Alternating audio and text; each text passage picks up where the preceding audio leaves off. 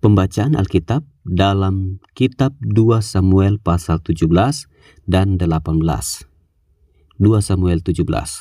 Nasihat Ahitofel digagalkan oleh nasihat Husai.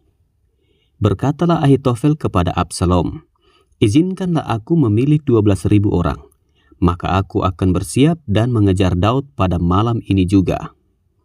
Aku akan mendatangi dia selagi ia lesu dan lemah semangatnya, dan mengejutkan dia. Seluruh rakyat yang ada bersama-sama dengan dia akan melarikan diri, maka aku dapat menewaskan raja sendiri. Demikianlah aku akan membawa pulang seluruh rakyat itu kepadamu, seperti seorang mempelai perempuan kembali kepada suaminya. Jadi engkau mencari nyawa satu orang saja, sedang seluruh rakyat tetap selamat." Perkataan ini disetujui oleh Absalom dan oleh semua tua-tua Israel. Tetapi berkatalah Absalom, "Panggillah juga Husai orang Arki itu, supaya kita mendengar apa yang hendak dikatakannya." Ketika Husai datang kepada Absalom, berkatalah Absalom kepadanya demikian, "Beginilah perkataan yang dikatakan Ahitofel. Apakah kita turut nasihatnya? Jika tidak, katakanlah." Lalu berkatalah Husai kepada Absalom, "Nasihat yang diberikan Ahitofel kali ini tidak baik." Kata Husai pula, "Engkau tahu bahwa ayahmu dan orang-orangnya adalah pahlawan, dan bahwa mereka sakit hati seperti beruang yang kehilangan anak di padang. Lagi pula ayahmu adalah seorang prajurit sejati. Ia tidak akan membiarkan rakyat tidur. Tentulah ia sekarang bersembunyi dalam salah satu lubang atau di salah satu tempat.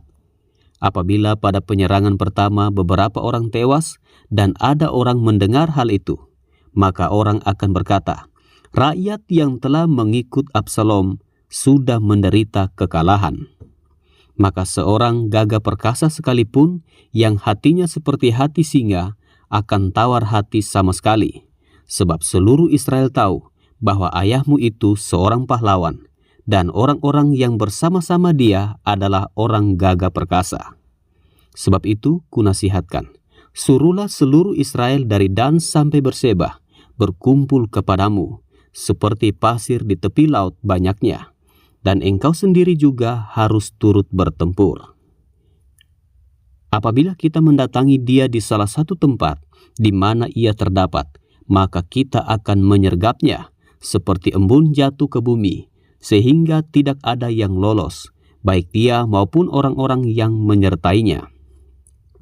Dan jika ia mengundurkan diri ke suatu kota, maka seluruh Israel akan mengikat kota itu dengan tali, dan kita akan menyeretnya sampai ke sungai, hingga batu kecil pun tidak terdapat lagi di sana."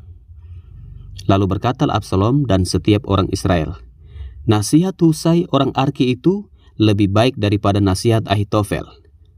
Sebab Tuhan telah memutuskan bahwa nasihat Ahitofel yang baik itu digagalkan, dengan maksud supaya Tuhan mendatangkan celaka kepada Absalom."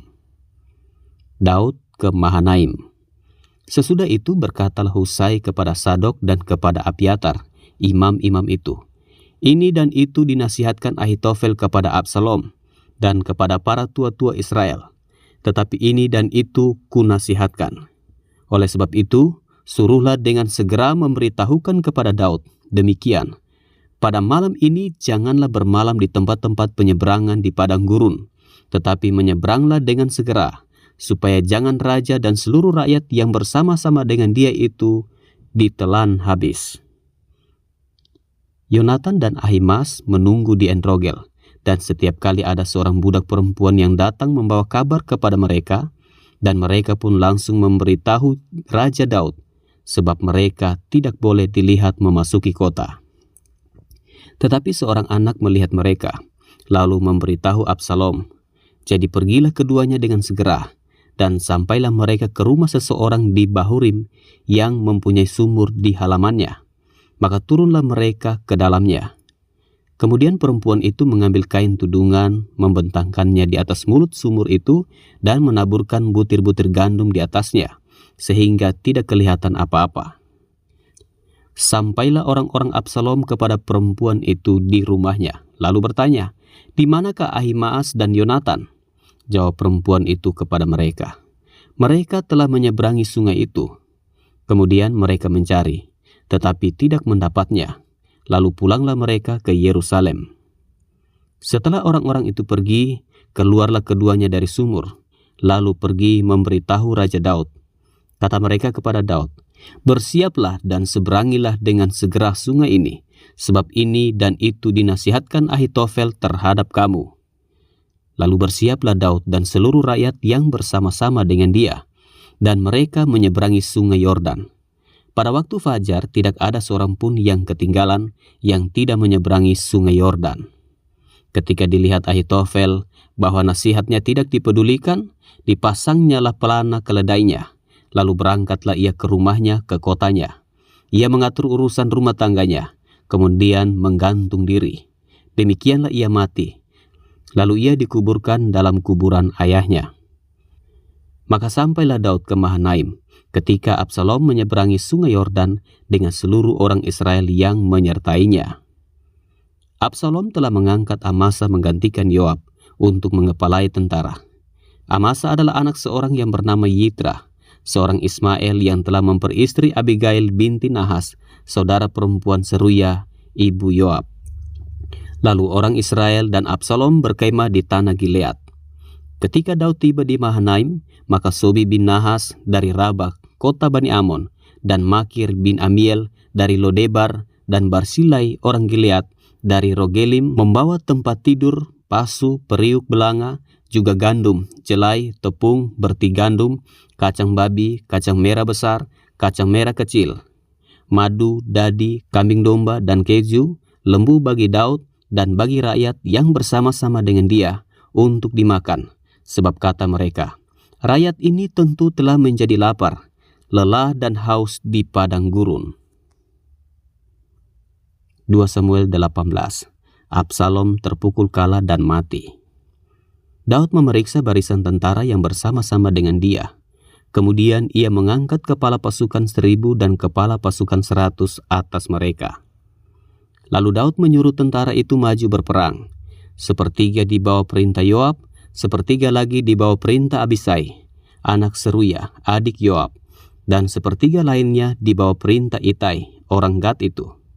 Lalu berkatalah raja kepada rakyat, "Aku juga akan maju berperang bersama-sama dengan kamu." Tetapi tentara itu berkata, "Janganlah tuanku maju berperang, sebab apabila kami terpaksa melarikan diri, maka mereka tidak akan menghiraukan kami.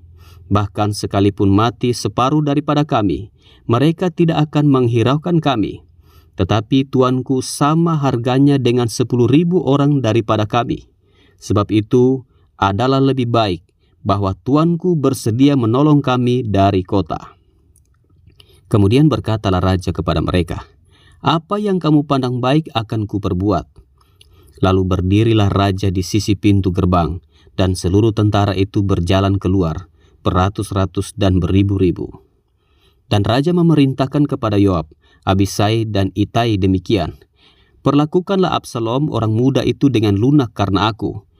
Dan seluruh tentara mendengar ketika raja memberi perintah itu kepada semua kepala pasukan mengenai Absalom. Lalu tentara itu maju ke padang menyerang orang Israel, dan terjadilah pertempuran di hutan Efraim. Tentara Israel terpukul kalah di sana oleh orang-orang Daud, dan pada hari itu terjadilah di sana pertumpahan darah yang dahsyat, 20.000 orang tewas. Kemudian pertempuran meluas dari sana meliputi seluruh daerah itu, dan hutan itu memakan lebih banyak orang di antara tentara daripada yang dimakan pedang pada hari itu. Kebetulan Absalom bertemu dengan orang-orang Daud. Adapun Absalom menunggangi Bagal. Ketika Bagal itu lewat di bawah jalinan dahan-dahan pohon terbantin yang besar, tersangkutlah kepalanya pada pohon terbantin itu, sehingga ia tergantung antara langit dan bumi, sedang Bagal yang dikendarainya berlari terus. Seseorang melihatnya lalu memberitahu Yoab, katanya, "Aku melihat Absalom tergantung pada pohon terbantin." Yoab berkata kepada orang yang memberitahu kepadanya itu, "Apa? Jika engkau melihatnya, mengapa engkau tidak membanting dia ke tanah di tempat itu juga? Maka selayaknya aku memberi engkau 10 sikal perak dan 1 ikat pinggang." Tetapi orang itu berkata kepada Yoab, "Sekalipun aku mendapat 1000 sikal perak di telapak tanganku, takkan aku menjamah anak raja itu. Sebab di depan telinga kamilah raja memberi perintah kepadamu dan kepada Abisai dan kepada Itai, katanya, lindungilah Absalom orang muda itu karena aku. Sebaliknya, jika aku mencabut nyawanya dengan khianat, tidak ada sesuatu pun yang tinggal tersembunyi kepada raja, maka engkau akan menjauhkan diri." Tetapi Yoab berkata, "Aku tidak mau membuang-buang waktu dengan kau seperti ini." Lalu diambilnyalah 3 lembing dalam tangannya dan ditikamnya ke dada Absalom, sedang ia masih hidup di tengah-tengah dahan pohon terbantin itu. Kemudian 10 bujang pembawa senjata Yoab mengelilingi Absalom, lalu memukul dan membunuh dia. Sesudah itu Yoab meniup sangkakala, sehingga tentara berhenti mengejar orang Israel, sebab Yoab mau menahan tentaranya itu. Lalu mereka mengambil mayat Absalom dan melemparkannya ke dalam lubang yang besar di hutan itu. Kemudian mereka mendirikan di atasnya timbunan batu yang sangat besar, dan seluruh orang Israel melarikan diri masing-masing ke kemahnya. Sewaktu hidupnya, Absalom telah mendirikan bagi dirinya sendiri tugu yang sekarang ada di lembah raja, sebab katanya, "Aku tidak ada anak laki-laki untuk melanjutkan ingatan kepada namaku." Dan ia telah menamai tugu itu menurut namanya sendiri. Sebab itu sampai hari ini tugu itu dinamai orang Tugu Peringatan Absalom. Kabar kematian Absalom disampaikan kepada Daud. Kemudian berkatalah Ahimaas bin Sadok, "Biarlah aku berlari menyampaikan kabar yang baik itu kepada raja, bahwa Tuhan telah memberi keadilan kepadanya dengan melepaskan dia dari tangan musuhnya." Tetapi berkatalah Yoab kepadanya, "Pada hari ini bukan engkau yang menjadi pembawa kabar. Pada hari lain boleh engkau yang menyampaikan kabar. Tetapi pada hari ini engkau tidak akan menyampaikan kabar karena anak raja sudah mati." Lalu berkatalah Yoab kepada seorang Etiopia, "Pergilah, beritahukanlah kepada raja apa yang kau lihat." Orang Etiopia itu sujud menyembah kepada Yoab, lalu berlari pergi. Tetapi berkatalah sekali lagi Ahimaas bin Sadok kepada Yoab, "Apapun yang terjadi, izinkanlah juga aku berlari pergi menyusul orang Etiopia itu." Tetapi kata Yoab, "Mengapa juga engkau mau berlari pergi, anakku? Apakah engkau membawa kabar yang menguntungkanmu?" Jawabnya, "Apapun yang terjadi, aku mau berlari pergi." Lalu berkatalah Yoab kepadanya, "Kalau demikian, larilah." Maka berlarilah Ahimaas mengambil jalan dari lembah Yordan, sehingga ia mendahului orang Etiopia itu. Adapun Daud duduk di antara kedua pintu gerbang, sedang penjaga naik ke soto pintu gerbang itu, di atas tembok.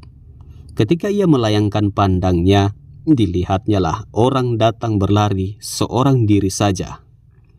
Berserulah penjaga memberitahu raja. Lalu raja berkata, "Jika ia seorang diri, maka kabar yang baiklah disampaikannya." Sementara orang itu mendekat, penjaga itu melihat seorang lain datang berlari. Lalu penjaga itu menyerukan kepada penunggu pintu gerbang, katanya, "Lihat, ada lagi orang datang berlari, seorang diri." Berkatalah raja, "Itu pun pembawa kabar yang baik." Sesudah itu berkatalah penjaga, "Aku lihat cara berlari orang yang pertama itu seperti cara berlari Ahimaas bin Sadok." Berkatalah raja, "Itu orang baik, ia datang membawa kabar yang baik." Lalu Ahimaas berseru, katanya kepada raja, "Selamat."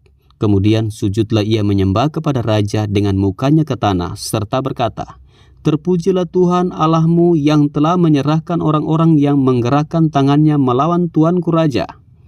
Lalu bertanyalah raja, "Selamatkah Absalom, orang muda itu?"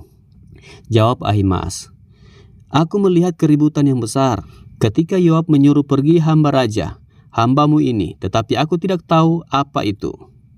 Kemudian berkatalah raja, "Pergilah ke samping, berdirilah di sini." Ia pergi ke samping dan tinggal berdiri. Maka datanglah orang Etiopia itu. Kata orang Etiopia itu, "Tuanku raja mendapat kabar yang baik. sebab Tuhan telah memberi keadilan kepadamu pada hari ini, dengan melepaskan tuanku dari tangan semua orang yang bangkit menentang tuanku." Tetapi bertanyalah raja kepada orang Etiopia itu, "Selamatkah Absalom orang muda itu?" Jawab orang Etiopia itu, "Biarlah seperti orang muda itu musuh tuanku raja, dan semua orang yang bangkit menentang tuanku untuk berbuat jahat."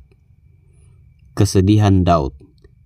Maka terkejutlah raja, dan dengan sedih ia naik ke anjung pintu gerbang lalu menangis. Dan beginilah perkataannya sambil berjalan, "Anakku Absalom, anakku, anakku Absalom. Ah, kalau aku mati menggantikan engkau, Absalom, anakku, anakku."